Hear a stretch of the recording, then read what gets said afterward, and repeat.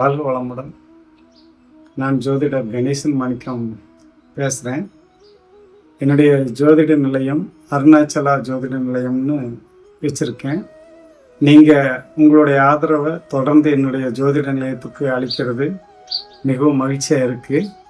அதே நேரத்தில் பார்த்தீங்கன்னா இப்போ நான் ஒரு யூடியூப் சேனல் ஒன்று ஆரம்பிக்கலான்ட்டு இருக்கேன். உங்களுடைய ஆதரவோடையும் அன்போடையும் யூடியூப் சேனலில் நான் ஜோதிடம் சார்ந்த சில கருத்துக்களையும் வாழ்வியல் சார்ந்த சில நெறிமுறைகளையும் உங்களுடன் பகிர்ந்துக்கலான்னு ஆசைப்பட்றேன்.